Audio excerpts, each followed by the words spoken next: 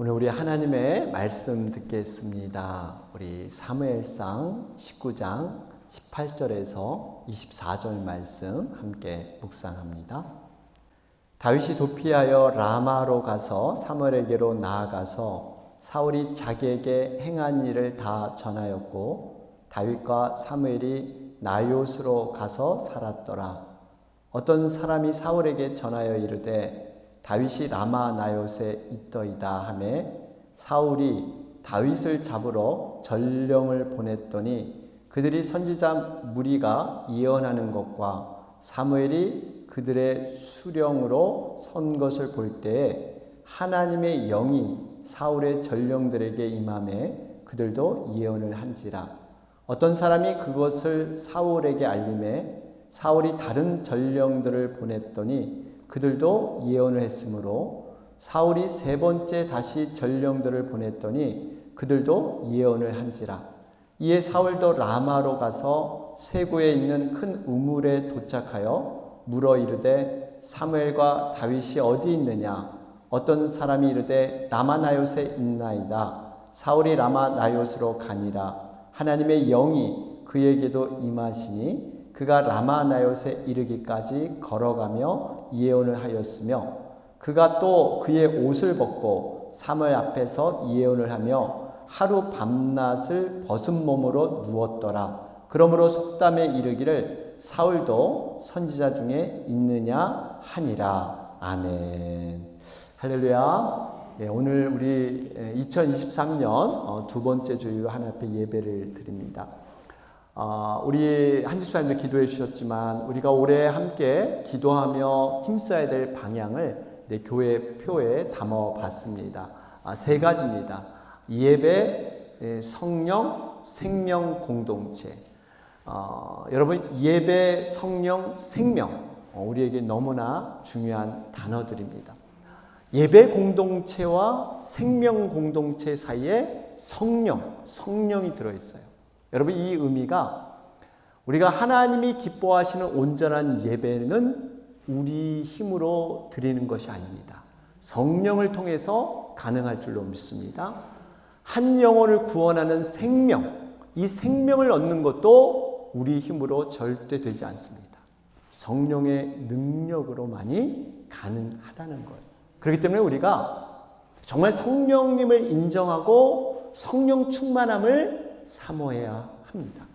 감사한 것은 새해를 시작하면서 21일까지 지금 신년 특별 새벽 기도회를 드리고 있는데 많은 분들이 함께 작정하면서 올해 여러 가지 기도 제목을 함께 올리고 계십니다. 여러분 우리들이 기도해야 될 이유는 분명합니다.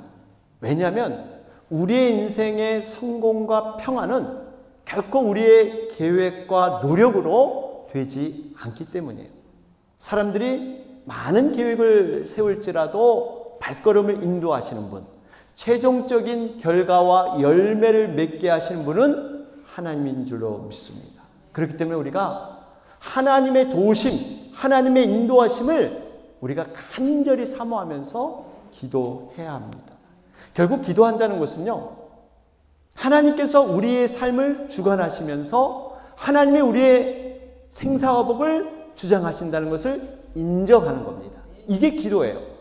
내가 아무리 노력하고 열심히 살아봤지만 내 뜻대로 안 됩니다. 하나님 도와주시옵소서. 하나님 간섭하여 주시옵소서. 하나님 함께하여 주시옵소서. 여러분 이런 도움을 구하는 것이 바로 기도인 줄로 믿습니다. 그래서 우리가 이 기도를 드리다 보면 하나님과 더욱 가까워질 수가 있어요. 멀게만 느꼈던 하나님, 정말 존엄하신 하나님, 하늘의 보좌 위에 계신 하나님, 그 하나님이 아니라 내 삶 가운데, 내 형편 가운데, 나의 작은 음성 가운데, 신음 가운데 함께 하시는 그 하나님을 기도를 통해서 만나게 된다는 겁니다. 하나님은요 결코 멀리 계시길 원하지 않습니다. 우리와 가까이, 우리와 동행하길 원하시는 그분이 우리의 하나님이세요. 우리의 삶의 구체적인 정황 가운데, 상황 가운데 간섭하시길 원하시는 분이 바로 우리의 하나님인 줄 믿습니다.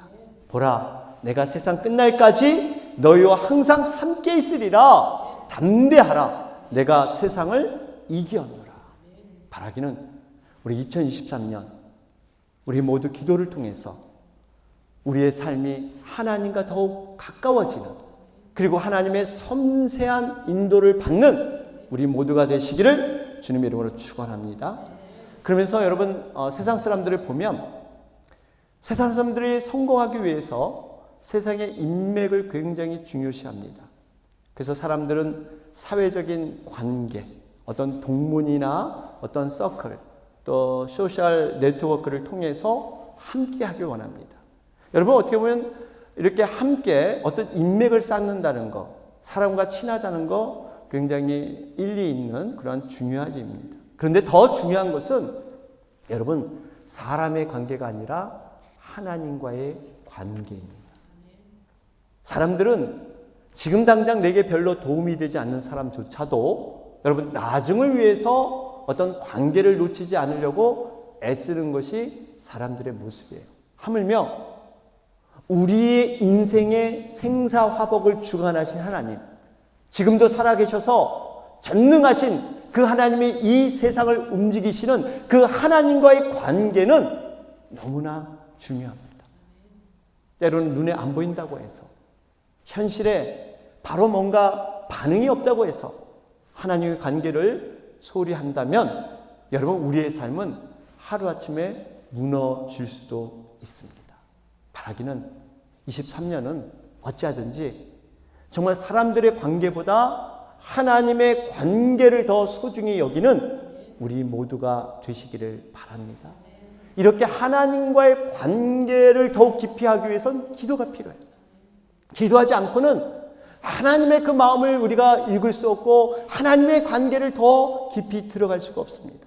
여러분, 기도를 하면 정말 신비롭고 놀라운 영적 세계가 열리게 되죠.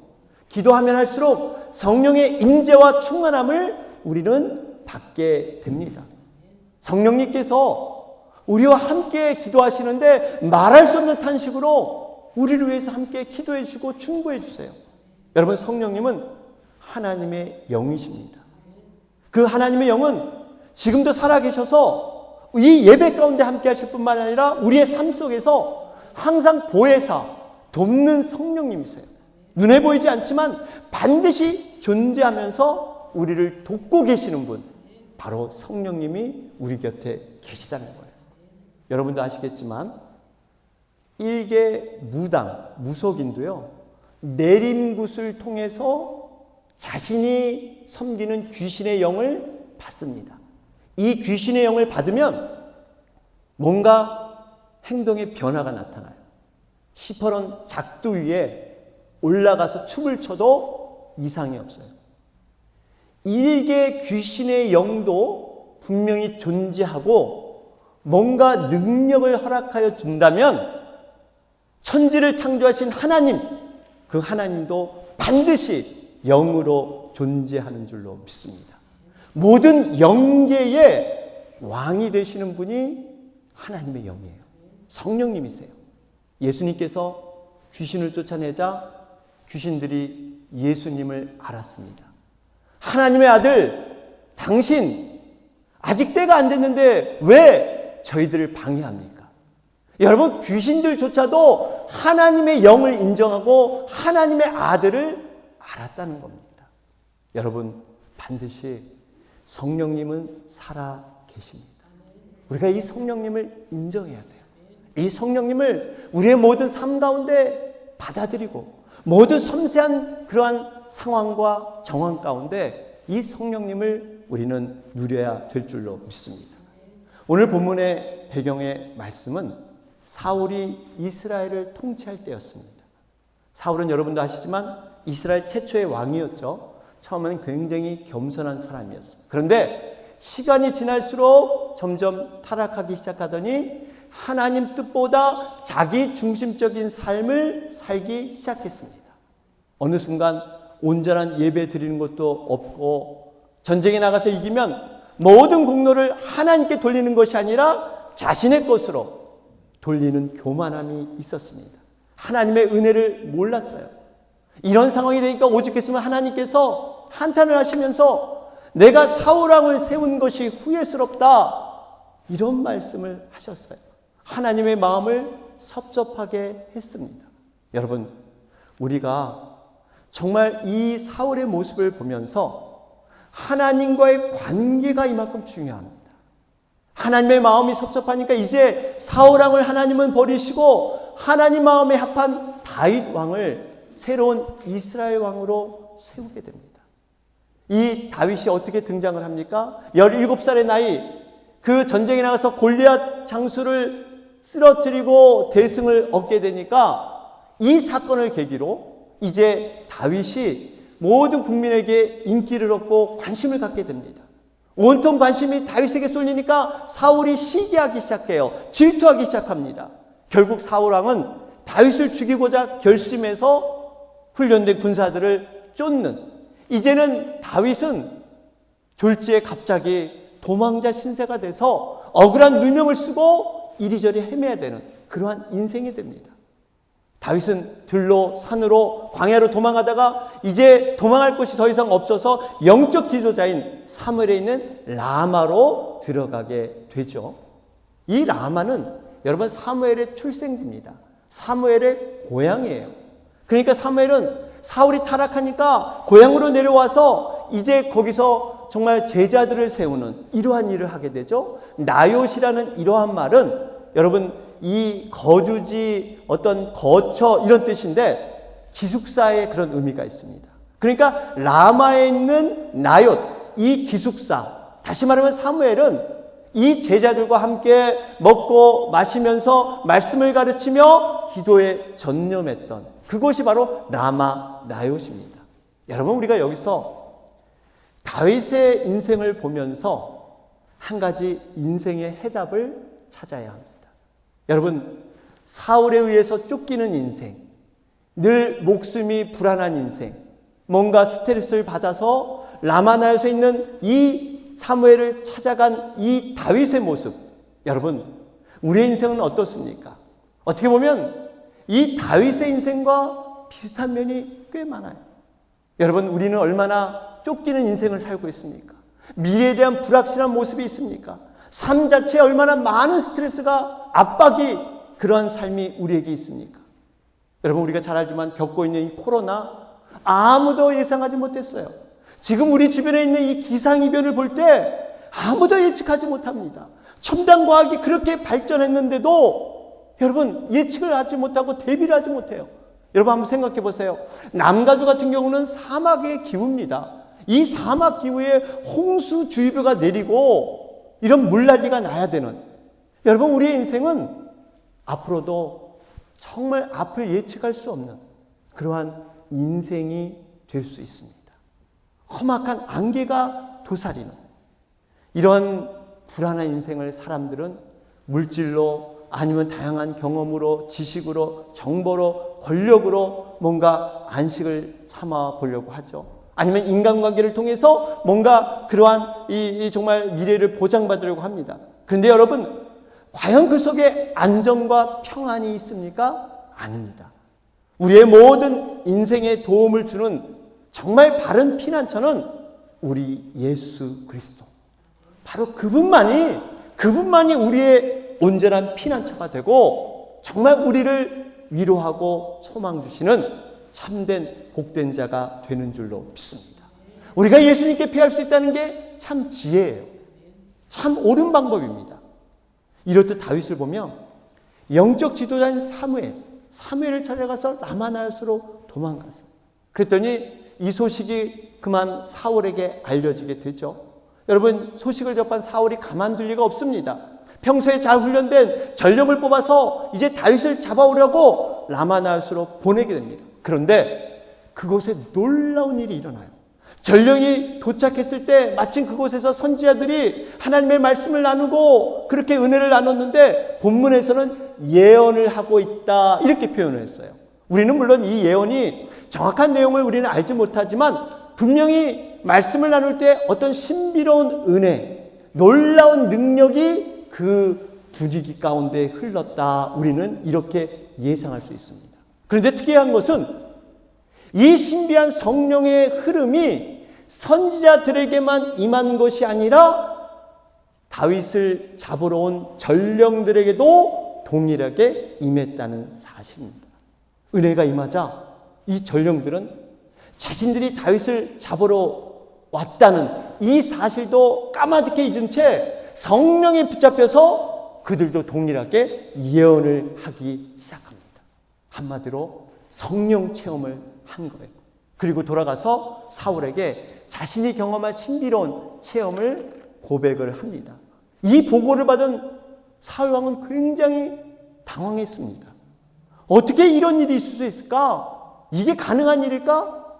부하들이 정신 나간 줄 알고 다시 2차로 전령을 보내게 되죠. 그런데 이게 웬일입니까?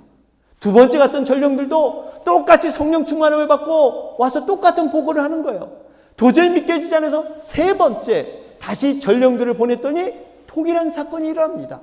이젠 안 되겠다 싶어서 사울이 직접 자신이 나서게 됩니다. 다윗을 내가 온전히 체포하리라. 그런데 놀라운 일이 동일하게 일어납니다. 여러분, 사울은 어떤 자입니까? 다윗을 죽이고자 했던 그러한 미움이 가득한 자인데 이 사울 왕도 큰 우물가에서 그 나롯에 이르는 과정에 성령의 충만함을 받고 예언을 하기 시작해요. 사무엘 선지자 앞에서 옷까지 벗더니 벗은 몸으로 하루 종일 사울도 예언을 하기 시작합니다. 여러분, 어떻게 이런 일들이 일어날까요? 여러분, 지금 사울의 모습이 좀 상상이 되십니까? 다윗을 어떻게든지 죽이지 못해서 안달이 났던 그 사울이 지금 성령의 역사, 성령의 체험으로 완전히 변화된 모습으로 서고 있습니다. 본문 23절 24절을 볼까요? 거기 보니까 사울이 라마나요스로 가니라 하나님의 영이 그에게 임하시니 그가 라마나요스에 이르기까지 걸어가며 예언을 하였으며 그가 또 그의 옷을 벗고 사무엘 앞에서 예언을 하며 하루 밤낮을 벗은 몸으로 누웠더라. 그러므로 속담에 이르기를 사울도 선지자 중에 있느냐 하니라. 여러분, 이 모습이 머릿속으로 상상이 되어진지 모르겠어요. 다윗을 죽이지 못했던 사울, 부하를 보냈더니 엉뚱하게 돌아와서 이번엔 직접 갔는데 전혀 예상치 않게 자기 자신도 성령을 맞이하게 됩니다. 여러분, 사울의 입에서 어떤 내용이 예언이 나왔을까요? 물론 성경은 정확하게 기록되어 있지 않지만 아마 하나님을 찬양하고 다윗 왕조를 높이는 그런 예언을 하지 않았을까요? 여러분, 오늘 일어난 이 신비로운 현상을 우리는 어떻게 이해를 해야 하겠습니까? 보통 우리가 지금까지는 성령의 임재와 충만은 뭔가 성령을 사모하고 그래도 나름대로 믿음이 있고 뭔가 기도하는 자에게 임하는 것처럼, 사모하는 자에게 하나님이 주시고 만나기를 소원하는 자에게 하나님이 만나주시고 성령 받기 위해 부단히 애쓰는 자에게, 뭔가 열심히 있는 자에게 성령이 임했는데 지금 사울은 전혀 다른 케이스예요. 여러분, 성령 강림이 어떻게 일어났습니까? 너희는 예루살렘을 떠나지 말고 기다려라. 내가 성령을 내리리라. 그리고 기도해라. 백심의 성도들이, 물론 그들이 담대했습니까? 정말 믿음을 가지고 끝까지 지켰습니까? 아니에요. 120명 가운데는 두려움도 있었습니다. 내가 혹시 잡혀가지 않을까? 여기 남아서 내가 어떻게 되지 않을까? 그러나 그들은 여전히 그곳에 머물러서 약속을 붙들고 기도했을 뿐이에요. 그랬을 때 하나님이 하늘로부터 성령을 부어주셔서 그들이 성령 충만함을 얻었다는 사실입니다. 우리가 이 모습을 볼 때 사울의 모습은 절대적으로 믿음과는 거리가 먼 사람이었어요. 성령 받을 전혀 준비가 되지 않은 사람이었습니다. 오히려 하나님의 뜻을 거역하고 자신의 고집대로 살았던 자가 바로 사울입니다. 그 마음속에는 다윗에 대한 미움, 정말 살인하고자 하는 이러한 마음이 있었던 자가 사울이에요. 이렇게 악하게 그지없던 사울이 라마나요스에 도착했을 때 완전히 다른 사람으로 바뀌어 버립니다. 상상을 초월한 일이 지금 일어나고 있습니다. 이런 일이 어떻게 가능할까요? 스가랴 4장 6절은 말씀하죠. 만군의 여호와께서 말씀하시되 이는 힘으로 되지 아니하며 능력으로 되지 아니하고 오직 나의 영으로 되느니라. 그렇습니다. 여러분, 우리는 성령의 역사를 단순히 우리의 생각의 한계로 결정지어서는 안 됩니다. 우리의 이성으로, 우리의 경험으로, 우리의 논리로 도저히 이해되지 않는 것이 성령의 역사인 줄로 믿습니다. 하나님이 택한 자, 하나님이 쓰시고자 하는 자는 환경을 초월해서 하나님이 펼치시는 성령의 역사가 있는 줄로 믿습니다. 제가 예전에 신학을 공부하기 위해서 신학대학원에 들어갔을 때 부흥회를 합니다. 이 초청된 부흥 강사 목사님이 이런 간증을 하셨어요. 이분은 원래 신앙을 굉장히 보수적으로 가지신 분이에요. 오로지 말씀 위주로 아주 보수적인. 더군다나 이분은 성경 원어에 굉장히 박직하셔서 히브리어, 헬라어 여기에 능통하셔서 말씀을 잘 분석하고 해석하시는 그런 분이셨습니다. 이분은 성령의 역사가 하나님의 말씀, 그때 당시 성경에만 기록된 거지 지금은 성령의 역사가 말씀으로 하는 거지 어떤 성령의 역사들은 지금 일어나지 않는다. 이렇게 주장하신 분이셨어요.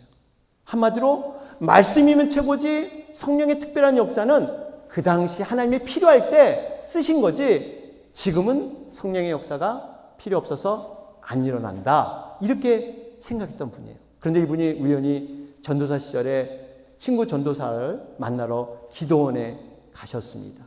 평소에 이분은 기도하실 때 기도원보다는 교회에서 기도하시는 그런 분이셨는데 친구 전도사를 어쩔 수 없이 만나러 기도원 집회 마지막 날에 예배당 구석에서 이렇게 예배에 참석을 하며 기도를 하는데 가봤더니 마지막 날에서 정말 은혜 받기 위해서 모든 사람이 뜨겁게 기도하고 정말 이 기도의 열정이 너무너무 뜨거웠다는 거예요.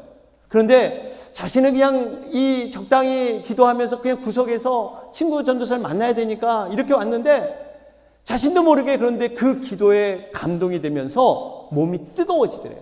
그러니 갑자기 혀가 말리고 또 자신이 걷잡을 수 없는 말이 쏟아지기 시작하는데 정말 이 생각에 창피하기도 하고 멈추면 좋겠는데 이게 자신의 의지대로 되지 않더라는 거예요.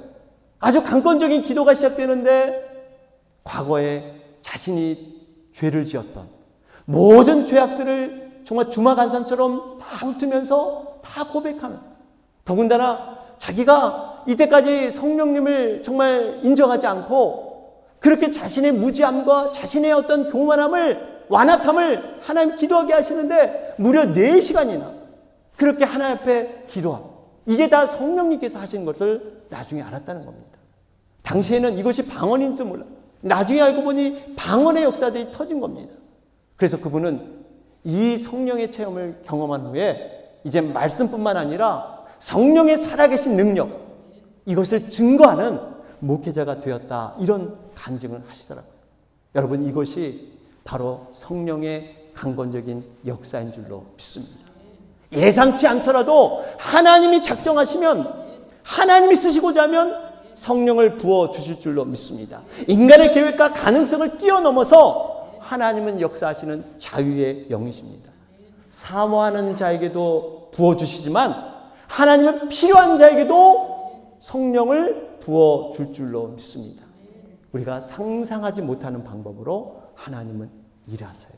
그렇기 때문에 우리는 우리의 생각과 우리의 경험으로 성령님을 가둬두어서는 안 됩니다. 성령님은 자유로움 그 자체임을 우리는 인정해야 돼요.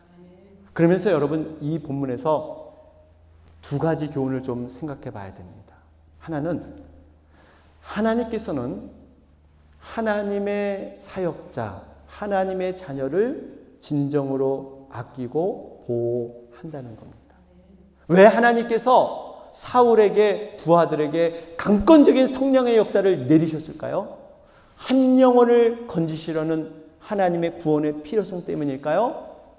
아닙니다. 적어도 이 본문에서는 아니에요. 그보다 하나님의 종 다윗을 지키기 위해서 하나님께서 강권적으로 역사하신 거예요.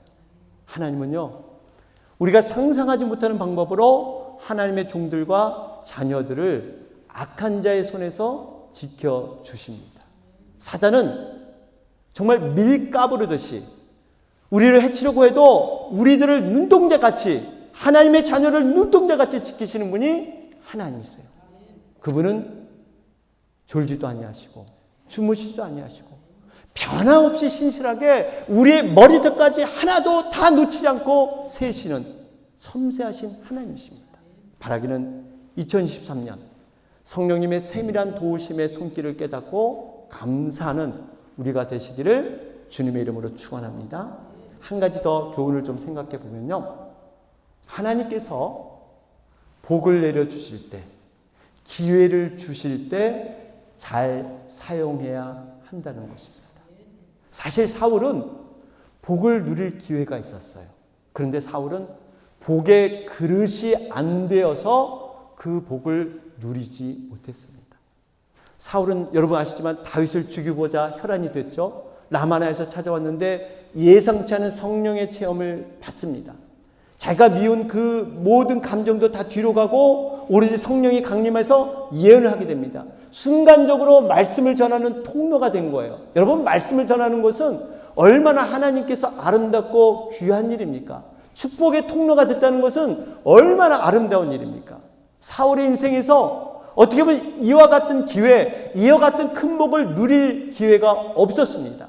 성령이 강림하니까 이렇게 하나님께서 사울을 다뤄주셨어요. 그런데 여러분, 이 사건 이후에 사울의 모든 말년의 인생을 보면 이 라마나에서 체험한 영적 체험이 전혀 그에게 도움이 되지 않았습니다. 여전히 그는 악한 자로 남아 있었어요. 여기서 우리는 한 가지 교훈을 얻어야 합니다. 우리가 이렇게 사울처럼 예언하는 자로, 말씀을 나누고 전하는 통로로, 하나님께 쓰임받는 어떠한 일로 복의 자리에 있을 수가 있습니다. 그런데 그 모든 것이 내 영혼에, 내 영적인 양식에 도움이 안 되면 이것은 무의미하다는 겁니다. 사울은 이 성령의 인도함을 받았을 때, 하나님의 말씀을 대했을 때 자신을 돌아볼 수 있는 그러한 유익과 혜택이 있음에도 불구하고 그는 이것을 붙잡지 못했습니다. 여러분, 우리도 사울처럼 자칫하면 성령님께서 깨달음을 주시고 직접 말씀을 전하는 이러한 귀한 사역들을 하게 되는데 그 자체가 복인데 여기서 끝나서는 안 된다는 거예요. 우리가 교회 사역을 열심히 봉사하고 헌신하는 것 의미 있습니다. 너무나 중요합니다. 예배를 세우고 교회를 세우고 너무나 좋은 일이에요. 그런데 이렇게 사용된 나는 나에게 영적인 충만함과 감사와 성령 충만함이 나타나지 않는다면, 그냥 일로서 우리가 이것을 하는 그런 도구로서 끝난다면 이것은 안타까운 사실입니다. 하나님께서 우리를 부르신 이유는 단순히 사역을 맡겨서 일을 잘하게 하려고 우리를 부른 것이 아닙니다. 이 사역을 통해서 내 영혼이 주님과 더욱 가까워지고 내가 살아있는 성령님을 체험하고 하나님을 더욱더 친근감 있게 그분과 동행하는 삶, 이 삶을 살기 위해서 우리를 사역으로 부르신 줄로 믿습니다. 사역은 결코 일의 완성이 아니랍니다. 결론을 맺겠습니다. 라마나에서의 은혜는 성령의 역사로 말미암아서 시기하고 질투하고 원망하는 모든 삶들이 용서하고 포용하고 사랑하는 현장으로 바뀌는 축복의 장소입니다. 다윗을 없애야만, 다윗을 죽여야만 내가 산다는 그러한 살벌한 현장이 이제는 다윗 때문에 안 되는 것이 아니라 다윗과 함께함으로 말미암아 이제는 축복이 되는 상생의 복이 흐르는 곳이 라마 나요시입니다. 바라기는 우리 예배가, 우리 교회가 라마 나요시 되기를 원합니다. 라마 나요, 말씀과 성령이 충만했듯이 우리가 모일 때마다 말씀과 성령이 충만하도록, 마르지 않도록 우리는 부단히 기도해야 합니다. 기도의 불꽃이 꺼지지 않도록 우리는 계속해서 불씨를 지펴야 될 줄로 믿습니다. 라마나요. 이 라마나요는 멀리 있지 않습니다.